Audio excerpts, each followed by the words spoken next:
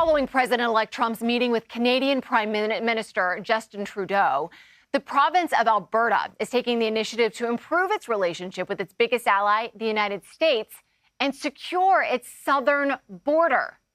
Joining us now is the Premier of Alberta, Danielle Smith. Danielle, Premier Smith, it is so great to see you. Thank you for joining the program. Thanks for having me. You know, we want to ask you about your decision to secure your southern border and more about the investments that you're making there, and then also the decision to do that, because it seems like you are meeting our president-elect Trump where he is with his concerns about illegal immigration into the United States. Why respond in kind there? Well, I can tell you that when I hear President-elect Trump speak and tell you the things that are irritating him, I take him seriously. And so we know that we've got a problem in Canada as well with the illegal trafficking in humans, in the illegal trafficking of guns, and in the illegal trafficking of fentanyl. So we went down a pathway a couple of years ago to start shoring up our sheriffs, to train them so that they could be deployed at the border as well as on specialized teams for fentanyl. And we're just accelerating that plan. So we've got 51 officers that will be deploying 7 units. They'll be armed. We'll have drone technology so that they're able to monitor the border. In addition, we'll have dog sniffing crews so that we can do commercial vehicle inspections. And we're going to establish a 2-kilometer zone, which is considered a critical infrastructure defense zone, so that we can catch people going in and out and make sure that nobody is going either way who mean to cause either of our countries harm. So you seem to want to work with President Trump, but some of your peers in other provinces seem to want to fight with him. That seems like a very bad idea for Canada, because we purchase a lot of your energy products, especially from Alberta. Do you stand alone in that? Or, you know, like in the U.S., in California, New York, we kind of see this blue to red shift, a little more conservative shift. Are you getting more of a conservative shift happening in Canada these days? I'm doing my best to try to convince my colleagues that a tariff war is one we cannot win. The American economy is $27 trillion.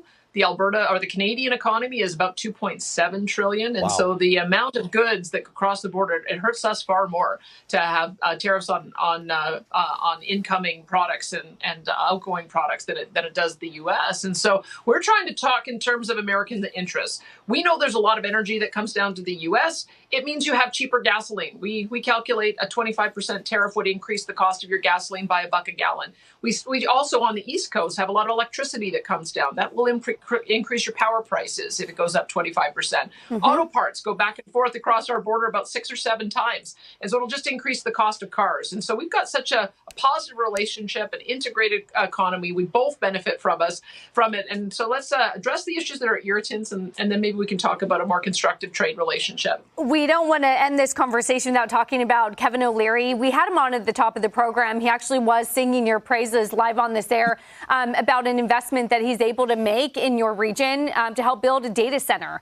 How have you made that decision to open up for business to a lot of people here who think that AI and data centers are the future? Well, I can tell you that the approach that we're taking, just looking at the experience elsewhere, is if any data centers want to come to Alberta, just have an integrated approach where you can bring your own power with you. We've got about 7,000 megawatts of power that is being proposed for data centers. We have a robust natural gas. We've got carbon capture to offset emissions. We've got geothermal, solar, wind. We've got batteries, we've got lithium, we've got water, we've got a cold climate to make it a lot more attractive when it comes to trying to cool them down. And we've got access to a really talented and technical team of people who are able to staff up and build those centers, as well as ultimately operate them on AI. And so I think Kevin O'Leary looked at the opportunity, especially since we have the ability to make all of these decisions within our own province. Keep in mind, Alberta, we kind of think of ourselves as the Texas of the North. We've got a very similar type of economy. We also control our resources, and so we think we can move pretty fast on the permitting side. And so I'm very pleased to see that he's prepared to invest up to $70 billion. Texas of the North. I think we might have to come up there for a visit and check it out ourselves. Yeah, sounds good. Madam Premier, thank you so much. I hope you like steak, because we got that too. Steak? Did she say steak? I think so. I am in. I am in. We'll call you for a dinner reservation. Thank you. Right. Make a good recommendation for us. See you soon.